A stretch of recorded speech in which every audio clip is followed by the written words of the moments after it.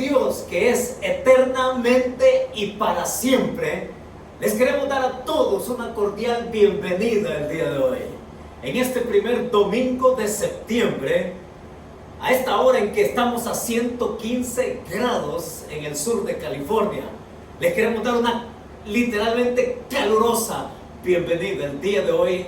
Y gracias por acompañarnos una vez más en este primer domingo de septiembre. Transcurren las semanas, transcurren los meses, pero estamos aquí para adorar y alabar al Dios que es eternamente y para siempre, a quien le damos toda la gloria. Y queremos también recibir de Él su palabra. Queremos venir y servirnos de lo que Él nos pone frente a nosotros para que podamos también alimentar nuestro corazón y nuestra alma de lo que Él quiere decirnos. Y quiero invitarles, por favor, a que me acompañen con esta oración que siempre queremos hacer para disponernos a Él en su palabra. Y decimos juntos: Señor, en este momento dispongo mi corazón y mi voluntad para ser oidor y cumplidor de tu palabra en obediencia. Guíame con tu Espíritu Santo para ser transformado a la imagen de tu Hijo. Que así sea.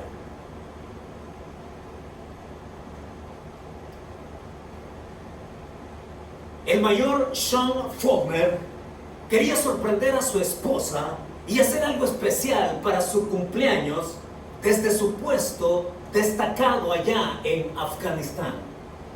Dado que a su esposa le encanta la pizza hecha de hongos, pepperoni y una mezcla muy especial de ingredientes dulces, él se puso en contacto desde Afganistán con las oficinas corporativas que preparan esa clase de pizza y les pidió que entregaran una pizza y una tarjeta de regalo de $50 para su esposa en la casa allá en Jacksonville, en Florida. Pero el restaurante local donde se remitió la orden hizo algo mucho mejor. Su chef hizo una pizza en forma de corazón y le puso salsa y queso en porciones generosas. Y además de eso, él se tomó el tiempo para añadir rodajas de pepperoni cortadas en forma de corazón. ¿Qué tal? Pero luego también el gerente del restaurante encomendó al repartidor pasar primero por una floristería y comprar un bello ramo de flores y también un montón de globos que decían "te amo", que decían "te extraño", que decían "eres única". Y así también, además, por supuesto, la tarjeta de regalo de $50. Y cuando este hombre llega a la casa, toca el timbre y esa puerta se abre por la señora Faulkner, oigan, todos estos regalos fueron dados completamente gratis. Josefina Faulkner cuenta que cuando recibió los regalos dijo: yo quedé sorprendida, yo quedé emocionada y yo quedé profundamente complacida. El gerente general, al notificar al mayor que su orden había sido completada, y este hombre, al saber por su propia esposa todo lo que había sido la sorpresa, llamó desde Afganistán para agradecer lo complacido que estaba por todo lo hecho en una ocasión tan especial para él. Y la respuesta del gerente, al hablar por teléfono con el señor Faulkner, le dijo: te tenemos, brother. Sí, te tenemos, brother. Y es que ¿quién no queda complacido con algo así? ¿Quién no queda complacido en recibir más de lo que normalmente podríamos esperar? Y quedar sorprendidos, y emocionarnos con ello, y quedar completamente complacidos. Y es que así es Dios con su gracia. Él agrega y agrega y agrega más de lo que podamos pensar. Es tan rico en gracia que Él se quiere quitar la gana de bendecir y de dar y sacar de todo lo que tiene para darlo. Cualquiera sea la temporada por la que estemos pasando. Y cuando nosotros quedamos así sorprendidos, emocionados y complacidos de todo lo que Él nos ofrece en su gracia, entonces que Dios también pueda decir: te tenemos, mijo. Sí, te tenemos, mijo. Es eso lo que en esta ocasión, al pasar especialmente por situaciones difíciles, todos con esto de la pandemia, sí, en tiempos de pandemia, podríamos decir que recibimos de la gracia de Dios de manera más de lo que pensábamos o esperábamos. Es Dios que se complace en bendecir y somos nosotros los que podemos quedar profundamente complacidos para que Él nos tenga, para que con Él podamos perseverar y para que con Él podamos seguir adelante con su cuidado, con su provisión, con su sustento, para que nosotros podamos seguir enfocados en Él.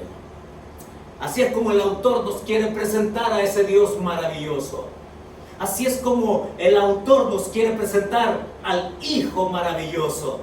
Así es como el autor nos quiere presentar la gracia maravillosa de Dios, del Hijo, hacia nosotros, para que podamos sacar ventaja de todo lo que Él tiene, para que podamos nosotros quedar complacidos y puedan ser tiempos, sí, tiempos de reto. Lo que tenemos hoy, por lo que estamos pasando, tiempos de reto, tiempos de fe, tiempos de florecimiento, tiempos, mis hermanos, de crecimiento, tiempos de cosecha en la gracia que Él nos da. Porque esa es parte de la gracia de Dios, bendecirnos aún cuando lo que estemos pasando sea contrario a nuestra comodidad. Y quiere Él que saquemos ventaja de todo lo que Él tiene para compartir. Les invito entonces a ir a la Escritura y para ponernos en contexto de lo que el escritor, a lo que el escritor nos quiere llevar. Desde el domingo anterior venimos ahí siguiéndole la pista a este ser hermoso, maravilloso de nuestro Señor Jesucristo. Y en el capítulo 7, verso 26, se nos ha dicho que este sumo sacerdote nos convenía y describe cómo era el carácter de él: santo, inocente, sin mancha, apartado de los pecadores y hecho más sublime que los cielos. Es ese ser hermoso, Hijo de Dios, la segunda persona de la Trinidad, que siendo todo esto, es también capaz de relacionarse, es capaz de tocar nuestra necesidad, es capaz de cambiar nuestras circunstancias, es capaz de bendecirnos, sí, a manos llenas, de tal manera que podamos estar complacidos para seguir perseverando y enfocándonos en Él desde donde Él se encuentra. Y es a eso que nos lleva el pasaje el día de hoy en Hebreos capítulo 8, versos del 1 al 6, donde le pido que tome su Biblia y que vaya conmigo a los primeros 2 versículos ahí. Hebreos capítulo 8, versos 1 y 2.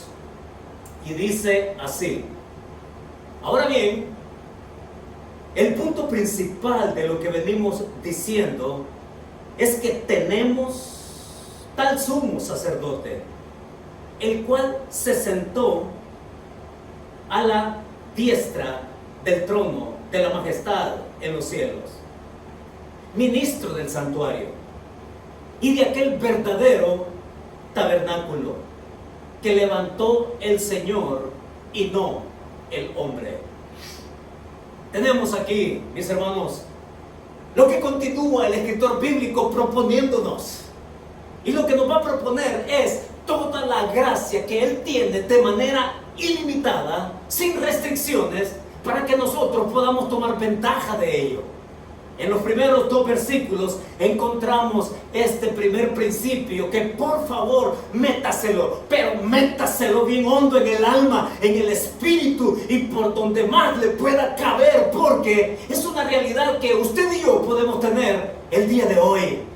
Y el principio es que aprovecha, nos dice acá el escritor bíblico, aprovecha todas las ventajas de Cristo.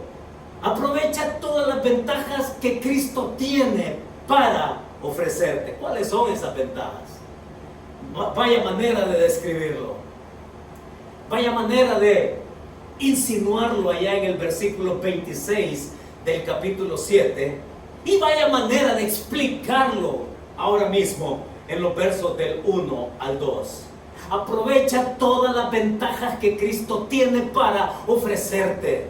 Mis hermanos, cuando pensamos en esto, dice ahí que el punto principal de lo que venimos diciendo, y esto que viene diciendo, es precisamente que Jesús es sumo sacerdote.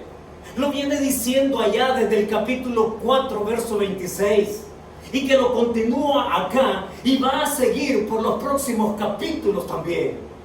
Va a describir la riqueza, la abundancia de gracia que tiene para compartir y el gozo que Él tiene de darlo.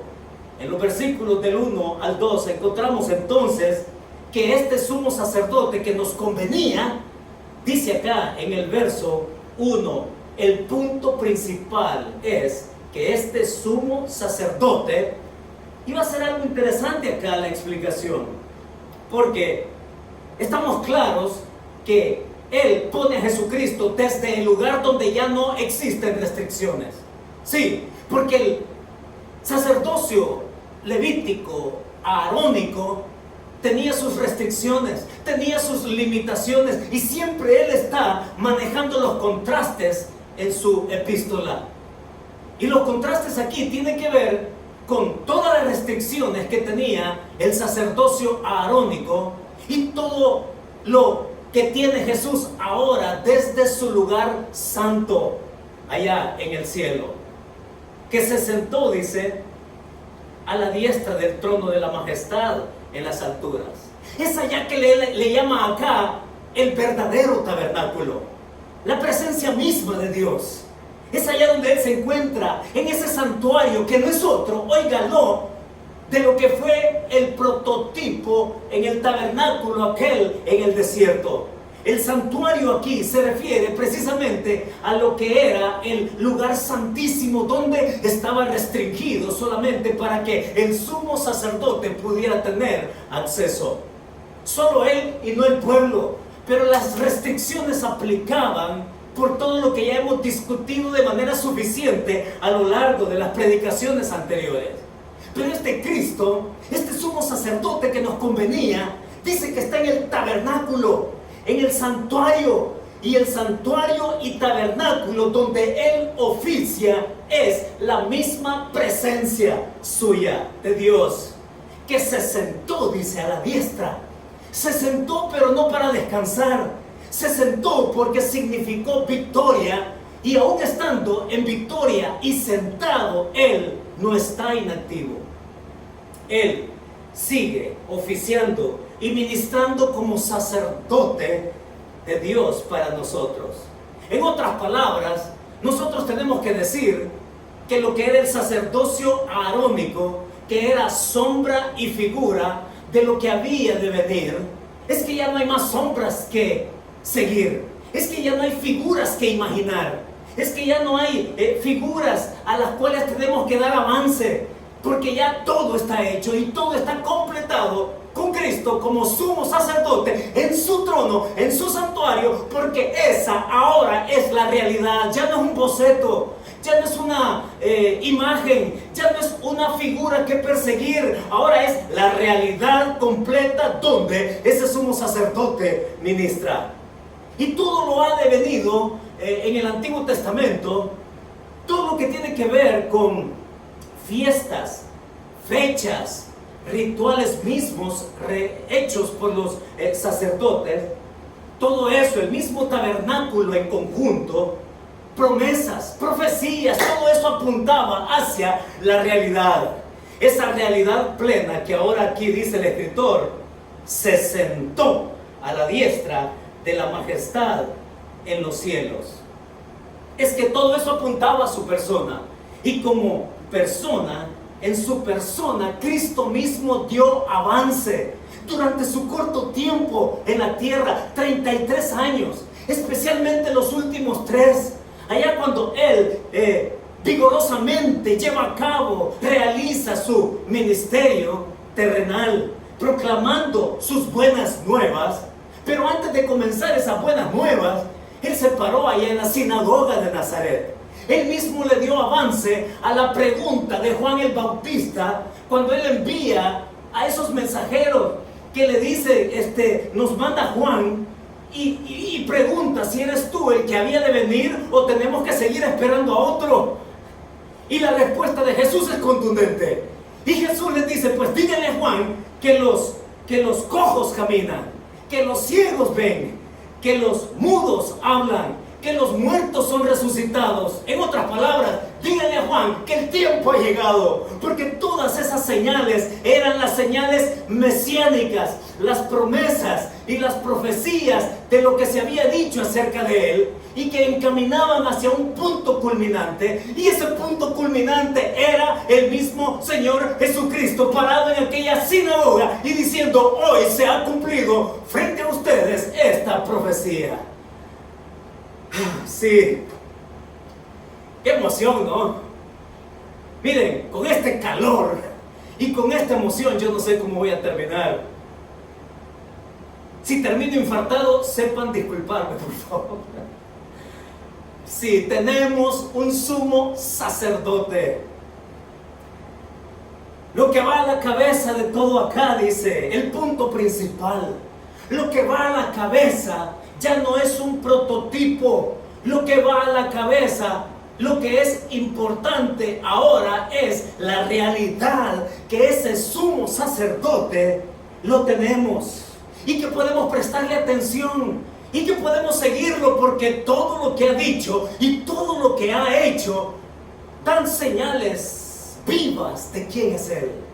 Sumo sacerdote, sentado a la diestra, toma posición, autoridad como ningún otro. Y oigan, toda la ventaja de lo que eso significa: sentarse a la diestra del Padre de manera eterna, ya no temporal, ya no con la transitoriedad del paso por esta tierra, 33 cortos años. Ahora, después de hacer esa pausa terrenal, ahora Él está a la diestra del Padre. Sí, así es como nosotros encontramos eso en el capítulo 1, verso 3 precisamente. Cuando Él apenas lo insinúa, ahí en el capítulo 1, verso 3, y se sentó a la diestra del Padre, dice el capítulo 1, 3. Y luego también en el mismo capítulo, verso 13, va a decir también que a ninguno de los ángeles le dijo Dios jamás: siéntate a mi diestra hasta que ponga a tus enemigos por estrado. A nadie, solo al Hijo. Y es interesante, mis hermanos, pero cuando nosotros prestamos atención al comportamiento verbal de lo que significa la acción tomada por el Hijo de Dios, vemos cómo Él pone en acción su absoluta voluntad y dominio y autoridad sobre todas las cosas.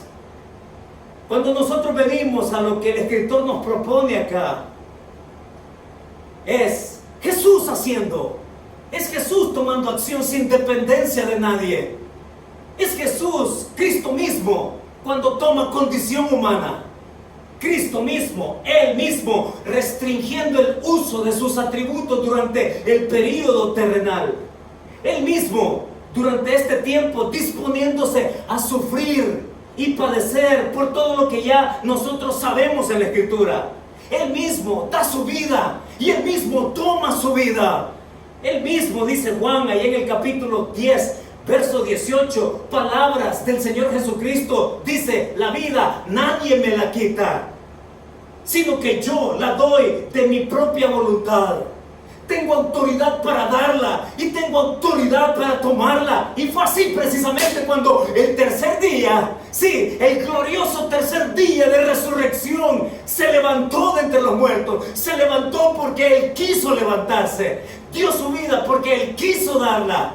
Y Él ascendió a los cielos y se sentó a la diestra. Y por eso es que Pablo lo va a decir perfectamente también.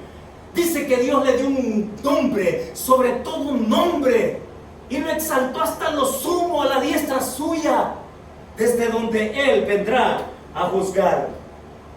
Mis hermanos, aquí nos encontramos entonces en una realidad, en una realidad eterna, en una realidad brillante, tanto que dice allí del trono.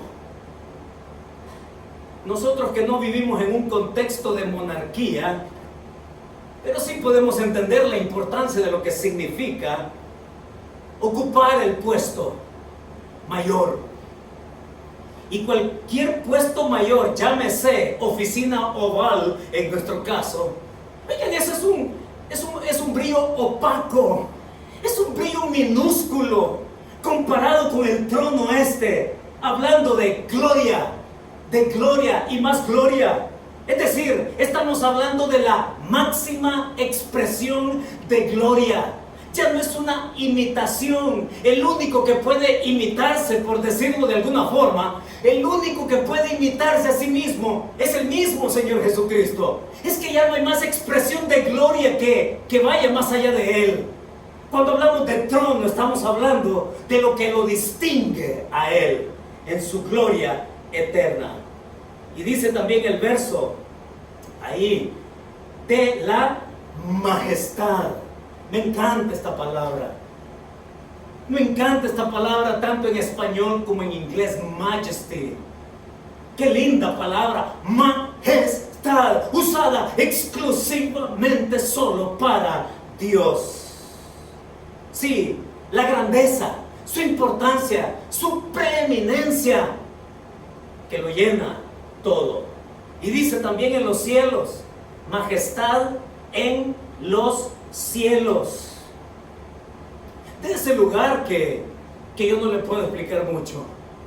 Ya vamos a decir qué más hay detrás de todo esto. Pero cuando hablamos de los cielos, es el lugar de habitación de Dios. Lo hemos mencionado en otras ocasiones.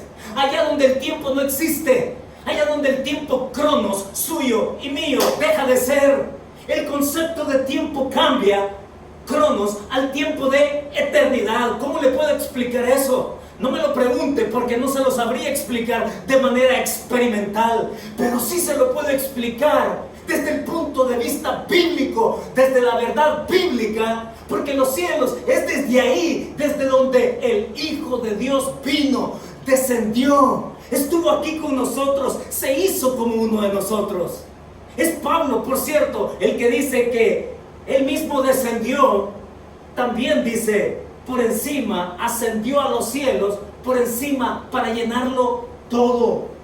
Descendió a la tierra, se encarnó. Descendió a la muerte, al sepulcro. Y después ascendió al cielo para llenarlo con su gloria. Y llevó cautiva la cautividad, y por si fuera poco, dice Pablo, dio dones a los hombres. Así es, hermanos. ¿Cuánta ventaja entonces podemos sacar de eso? Le pregunto, ¿cuánta ventaja podemos sacar de eso? Estamos hablando del mismo que hizo promesas, del mismo que desafió personalmente y de manera también colectiva a todos aquellos que escucharon su mensaje y su enseñanza, de creer en Él. El mismo que cumplió lo que dijo: al tercer día yo voy a resucitar. Por un tiempo me veréis y por otro tiempo no me veréis, pero yo voy al Padre, dice. Cuando pensamos en esto, ¿cuánta ventaja usted y yo podemos sacar de este asunto? Y para tratar de entenderlo de alguna manera, oigan, miren cómo estoy acá. Wow. Para entenderlo de alguna manera, yo quiero mostrarles algo. Sí, ya les he mostrado en otras ocasiones mi tarjeta de crédito. Ya. Y es interesante cómo nos persuaden a sacar una tarjeta de crédito. Ciertamente es algo práctico. En vez de dar tanto dinero, tanto dinero en la cartera, vale la pena tener una tarjeta y saber usarla. Repito, saber usarla. Porque si usted es consciente que no sabe usar una tarjeta de crédito, desconfíe de usted mismo y mejor no la tenga. Pero esta tarjeta en particular es de una cadena de tiendas, la cual, para motivarnos a asociarnos, nos permite que por cualquier compra que hagamos, entonces ellos nos retornan dinero después de un año de uso. Así que nosotros cargamos todas nuestras compras en esta tarjeta de crédito. Y claro, no es usar la tarjeta indiscriminadamente, es usarla con el dinero que sabemos, contamos, para que una vez llegado el momento o antes de que se haga el corte de la tarjeta, nosotros abonamos todo lo que hemos consumido y así no nos recargan intereses. Hay que saber usarlo. Pero lo interesante es que en esa dinámica a lo largo de los meses y llegar hasta el final de año, que es donde viene la recompensa, oiga, nos han regresado dinero que nos ha permitido incluso usarlo para diferentes proyectos. ¿Cómo es que nos persuaden, no? Para sacar una tarjeta y que de esta tarjeta yo tenga algún beneficio extra y que de esta tarjeta yo sepa tomar ventaja. Ahora, si esto es así en nuestra vida cotidiana, en nuestra vida común y corriente, ¿cuánto más de Cristo? ¿Cuánta ventaja podemos sacar de Él sentado en el trono, a la diestra del Padre, con autoridad, con majestad, en los cielos, desde su hábitat natural? Yo le pregunto, ¿cuánta ventaja usted y yo estamos sacando de ello? Aprovecha todas las ventajas. ¿Y de qué manera? Usted se estará preguntando, sí, pero dígame de qué manera yo puedo sacar ventaja de que Cristo ya sea la realidad eterna allá en tal condición. Y déjeme decirle al menos dos.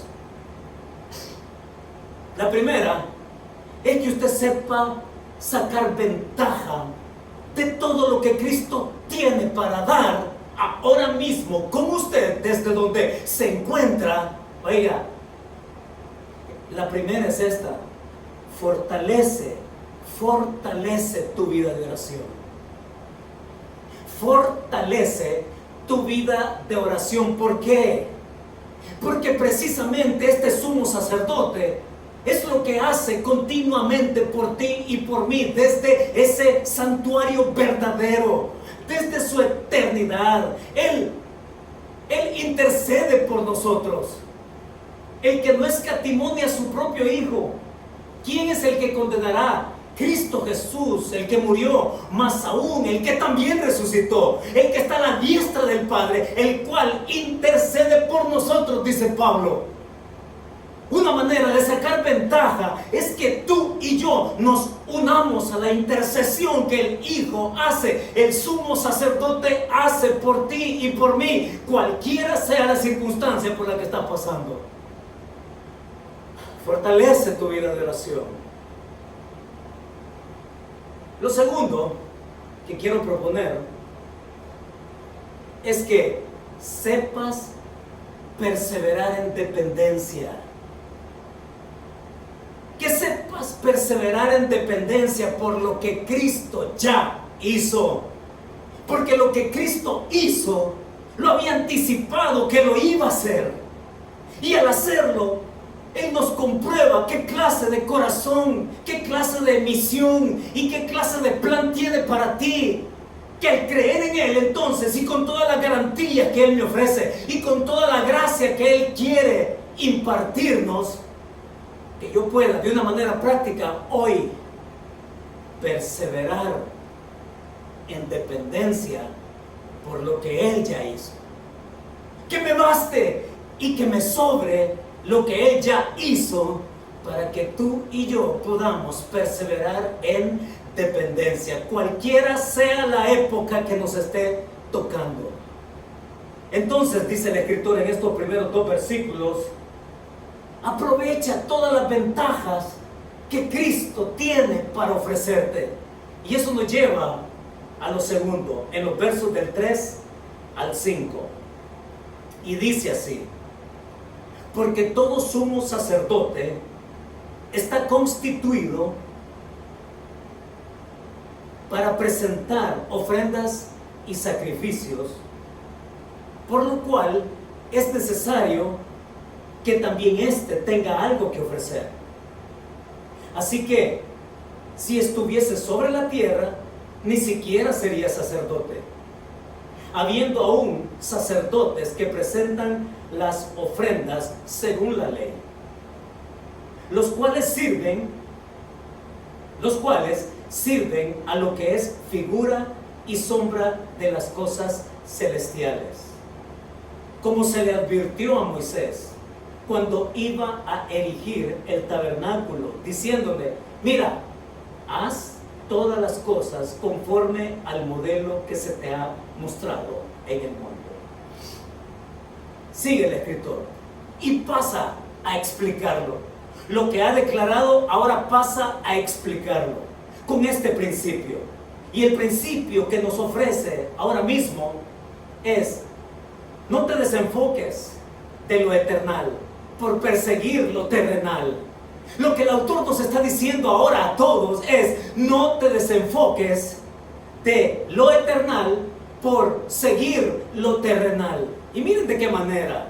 Ahí él está diciendo en el verso 3 que todo sacerdote en su función rutinaria en ese tabernáculo terrenal era presentar sacrificios a diarios. Hemos visto en las ocasiones anteriores.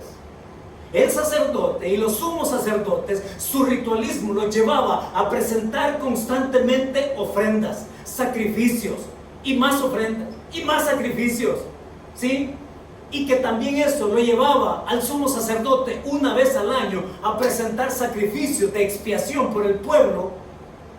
Pero cuando vemos acá, de todo lo que contrasta, decíamos hace un momento, de lo que ellos hacían con lo que Cristo hace hoy, dice el verso 3 que es necesario que también éste tenga algo que ofrecer. ¿Qué es lo que ofrece Jesús como sumo sacerdote? Y lo que ofrece Jesús como sumo sacerdote está dicho ahí en el versículo 27 del capítulo 7 que vimos el domingo anterior. Échale un vistazo, por favor. Dice el verso 27 al final: porque esto lo hizo una vez para siempre, ofreciéndose a sí mismo. Lo que este sumo sacerdote va a ofrecer no es una actividad redundante. Por eso es que dice acá que si Jesucristo fuera sacerdote en esta tierra, hombre, ni siquiera fuera sacerdote, porque ni siquiera pertenece al clan o a la tribu escogida para presentar sacrificios por la orden sacerdotal arónica, ni siquiera fuera sacerdote. Pero cuando hablamos de este Cristo, que si estuviera en la tierra haciéndolo, entonces él estaría redundando de lo que otros también hacían una y otra vez en sus rutinas sacrificiales. Pero este, dice, tiene algo que ofrecer. Y este sumo sacerdote, ya lo leímos en el verso 27 del capítulo 7, porque esto lo hizo una vez y para siempre. Y el sacrificio significó su propia persona, conscientemente saber por qué y para qué él estaba ofreciendo sacrificio, siendo Jesucristo el Cordero, siendo él mismo el sacrificio, presentándose no ya como una rutina redundante, sino como una ofrenda en sacrificio de una vez y para siempre por los pecados del mundo. Así es que, mis hermanos, tenemos en Cristo algo, que todo lo que los sacerdotes terrenales hacían era sombra de lo que había de venir. Pero ojo, porque no estamos diciendo que por el hecho de ser sombra o por el hecho de ser solamente figura sea inservible. No estamos diciendo eso. Es sombra y fue figura de algo mejor, pero aún siendo sombra y figura de eso mejor que vendría. Mis hermanos, las sombras y las figuras en su momento motivaban a la fe a creer, motivaban a avanzar hacia eso mejor. El que sean sombras y figuras también tiene su significado, y nosotros podríamos colocarnos en nuestro tiempo el día de hoy y pensar, ¿no?, que las cosas que nos ocurren el día de hoy Son situaciones de dependencia que nos apuntan también hacia quién debemos de poner, en quién debemos de poner nuestra confianza. Continuar moviéndonos con Él y hacia Él al mismo tiempo. Porque cuando hablamos de las cosas celestiales, ¿no? ¿Cómo se explican las cosas celestiales? Porque esas cosas celestiales se hablan. Esas cosas celestiales se revelan acá en la Escritura. Y por revelarse en la Escritura, es ahí donde nosotros podemos poner nuestro corazón. Es aquí, en estas verdades que nos explican quién es Jesús, el sumo sacerdote, que tiene todas las ventajas habidas y por haber, para que nuestra confianza esté puesta en Él, para que dependiendo o no dependiendo de las circunstancias actuales, nosotros podamos seguir moviéndonos hacia el plan que Él tiene para nosotros. Las cosas celestiales o las cosas espirituales no es un asunto de vista, mis hermanos. No es un asunto de vista, sino de verdades reveladas en la palabra. Es en ese verdadero sacerdocio, en ese verdadero tabernáculo, la presencia de Dios, que nosotros podamos venir entonces. Y lo que Él ha logrado, hacerlo nuestro. Sí, en estos versos del 3 al 5 dice cómo se le advirtió a Moisés allá en el Sinaí. Esto es interesante, pero se parece mucho a lo que le sucedió a Pedro, a Jacobo y a Juan también en el monte. Lo que le pasó a Moisés allá en el monte Sinaí, según lo describe allá Éxodo, cuando Moisés va a la montaña del Sinaí y Dios se le revela y dice que le mostró su gloria. Oigan, Moisés vio la gloria de Dios, y para tener un prototipo de esa gloria, Dios instruye a Moisés a que se fabrique un tabernáculo, pero no a su antojo, no en su opinión, no en su propio boceto, sino: Moisés, hazte un tabernáculo tal cual yo te lo indico. Porque cada aspecto del tabernáculo tiene una verdad, subyace una verdad, que es una sombra por el momento de algo que va a ser en el futuro un pleno cumplimiento. Así que Moisés, viendo la gloria de Dios, fabrica aquel tabernáculo, y ese tabernáculo iba a ser sombra de lo que había de venir. Por eso decía, ¿no? Es lo mismo que le pasó a Pedro, Jacobo y a Juan en el monte, cuando Cristo allí los llevó, oró con ellos, pero Él se transfiguró. Es Jesús abriendo una ventana de su gloria. Es Jesús abriendo una pequeña porción de la gloria a la cual siempre Él perteneció y a la cual se conducía, y motivar a estos a creer entonces, a seguir adelante, no importar todo lo que podría venir. Así encontramos esta verdad escrita. Es eso que va a seguir tratando en el capítulo 9. Va a hablar de ese sacrificio que Él ya hizo. Pero hablemos por un momento de las cosas que nos desenfocan. Porque hemos dicho, ¿no? No te desenfoques de lo eternal por perseguir lo terrenal. Déjenme darle algunos ejemplos de cómo muchas personas se desenfocan, especialmente en estos tiempos de virus, en estos tiempos de pandemia. ¿Sabe cómo se ha desenfocado mucha gente el día de hoy con esto de la pandemia? Le doy una. Te contagias de la histeria de los demás. ¿Sí? Te contagias de la histeria de los demás. Te desenfocas. Te contagias de la preocupación excesiva de otros. Y piensas, y una manera de desenfocarte es que tú piensas erradamente que al preocuparme más, entre más me preocupo, más rápido va a pasar el virus. En serio. Y lo único que sucede es que aumentamos nuestro estrés, perdemos nuestra paz, perdemos nuestra estabilidad emocional, mental, nos ahogamos en nuestra ansiedad y pensamos que entre más me preocupo, más rápido va a pasar el virus. Equivocado. Sí, nos desenfocamos. Sí, perdemos de vista quién es el que está allá en el trono controlando las cosas. Y vivimos tan preocupados por el virus que nos desenfocamos de buscar a Dios, de tenerlo a Él cerca, de aprovechar toda la gracia que Él tiene, de mostrarnos en nuestro caminar. Oiga, hasta incluso hemos caído en aquello de decir, para superar la pandemia, ¿no? Pasos 1, 2, 3, 4, 5 y 6 para sobreponernos a todo lo que estamos viviendo. Aquí no se trata de intentos fallidos, de cómo te vas a sobreponer a algo.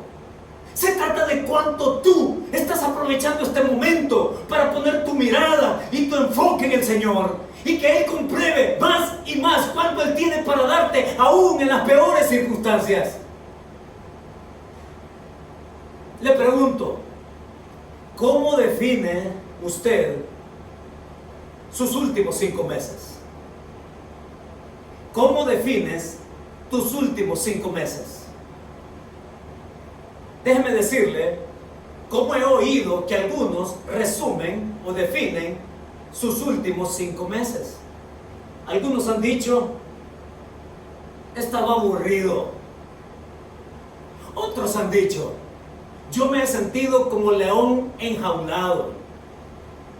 Otros han dicho, no pues, Netflix, toda la temporada, Netflix, esperando la siguiente temporada de la próxima serie.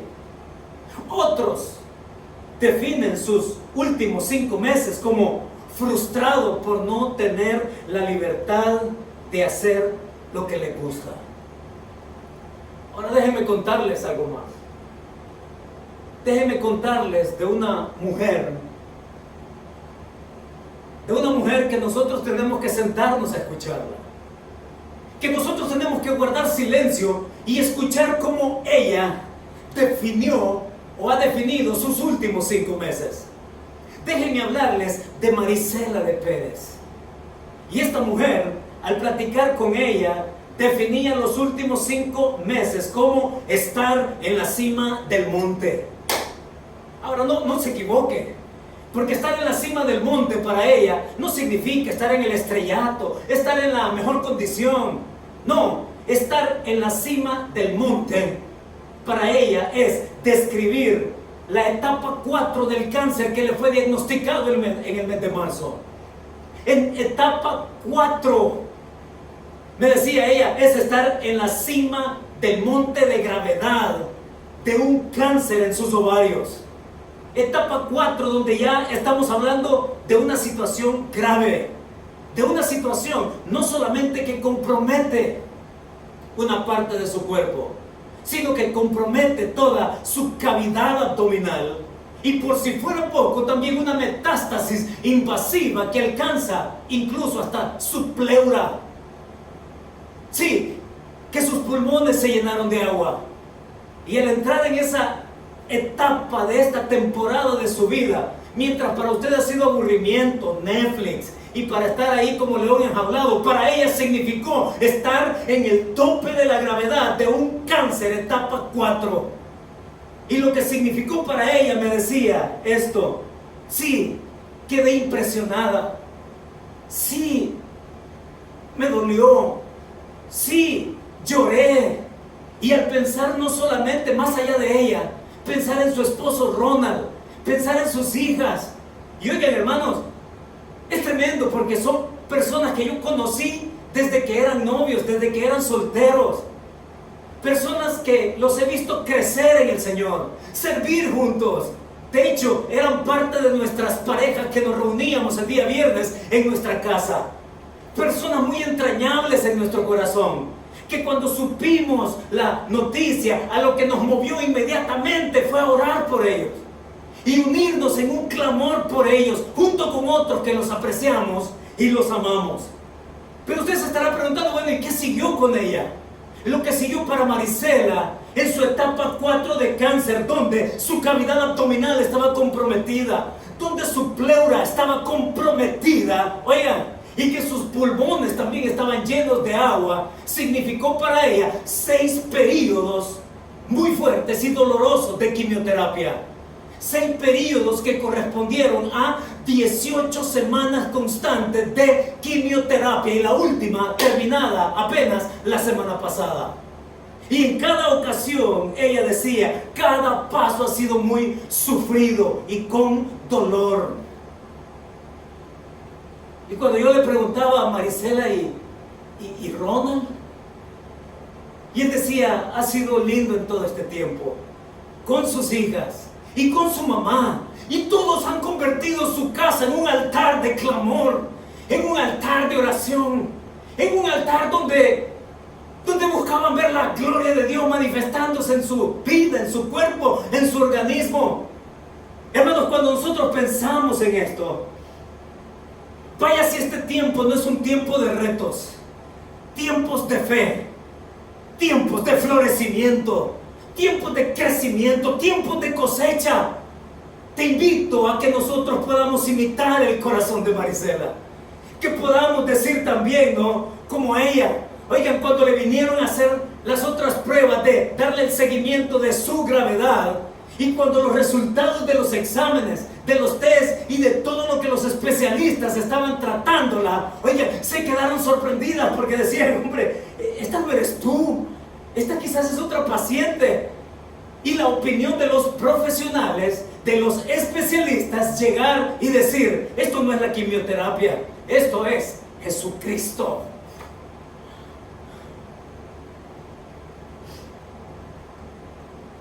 ¿Qué es estar enfocado? Y para Marisela, oigan, esa fue la etapa a la que Dios la llevó. Y ella hizo suyas las palabras de Job también. De oídas te había oído, pero ahora mis ojos te ven. Es Dios quien se quiere mostrar. Es Dios en que en cualquier temporada quiere manifestar su gloria para que estemos enfocados en Él. Y mis hermanos, son tiempos de fe. Son tiempos de retos. Son tiempos para que nosotros definamos cómo queremos seguir.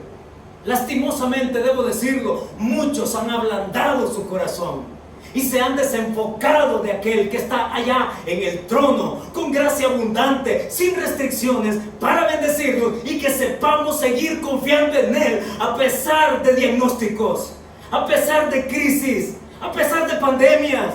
Y que te invita a que tú no te contagies de la histeria, de la preocupación, porque Dios, como Marisela, poder encontrar fuerza y vigor y confianza, y una vez más comprobar qué tan cierta es la verdad de la Escritura para confiar en Él. ¿Cómo defines tu temporada? El escritor nos dice acá, aprovecha todas las ventajas que Cristo tiene para ofrecerte. Nos ha dicho acá, no te desenfoques de lo eternal persiguiendo lo terrenal. No te pierdas, va a decir a continuación en el verso 6, se los doy de una vez, no te pierdas el valor de la gracia que Cristo te ha mostrado generosamente. Sí, verso 6, pero ahora tanto mejor ministerio es el suyo, cuanto es mediador de un mejor pacto, establecido sobre mejores promesas. Lo que sigue con Cristo, todo es mejor. Mejor ministerio, mejor sacerdocio, mejor pacto, mejores promesas, todo es mejor con Él. Hombre, entonces nos dice acá el escritor, no pierdas el valor de la gracia de Cristo que te ha mostrado generosamente, y es de eso que Él va a continuar hablando en los próximos capítulos. Mis hermanos, estamos en tiempos realmente serios.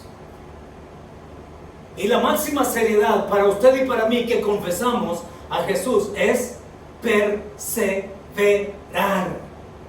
Perseverar, y que eso signifique perseverar teniendo el agua viva de su palabra en nuestra vida. Dejémonos servir por el Señor. De hecho, el que Él realice su ministerio sacerdotal es una manera de servir, pero ya sin las restricciones, ya en su condición eterna. Recordamos a Pedro, ¿no? Allá Jesús con el lebrillo, con la toalla, inclinándose para servir a sus discípulos, para lavar uno a uno los pies mugrientos de ellos. Y Jesús, uno por uno, y cuando llega Pedro, Pedro le dice: a mí no me vas a lavar los pies jamás, Señor. Y es el Señor el que lo condiciona. Y es el Señor el que le dice: Pedro, si yo no te lavo, entonces tú no tienes parte conmigo. Déjame servirte, Pedro. Déjame lavar tus pies. Y mis hermanos, no seamos como Pedro. Seamos así. Dejémonos servir en la gracia que Cristo realiza como sumo sacerdote, mostrándonos su gracia.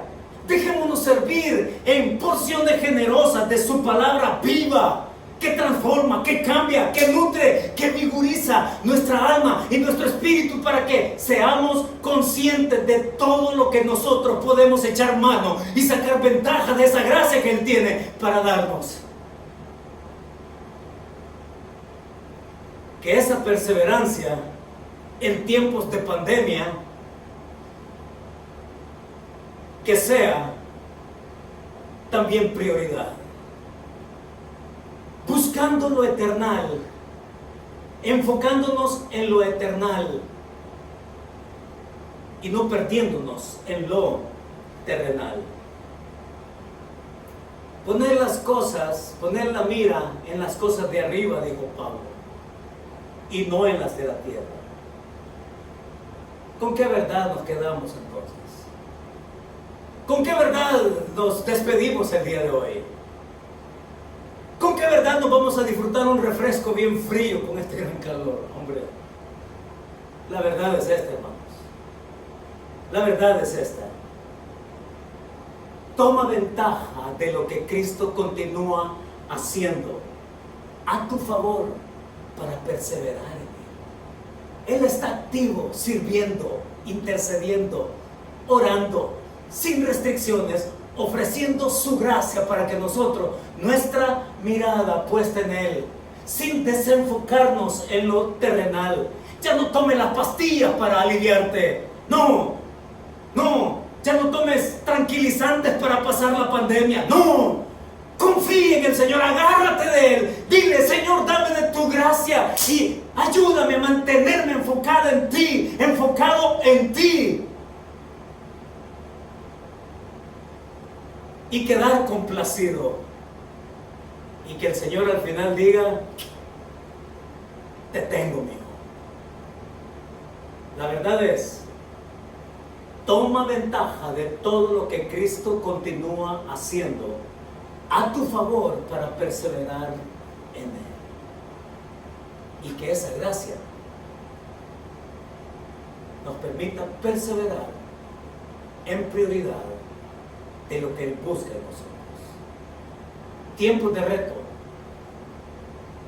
tiempos de crecimiento, tiempos de florecimiento y de cosecha en estos tiempos de crisis, en su gracia. Oremos. Padre, muchas gracias por darnos la bendición de conocerte. Danos la sensibilidad, la guía de tu Espíritu para seguir el rastro, Señor, de tu gracia y perseverar enfocados en ti, Señor. Desde donde te encuentras ahora, sin restricciones, con plenitud de gracia, Señor,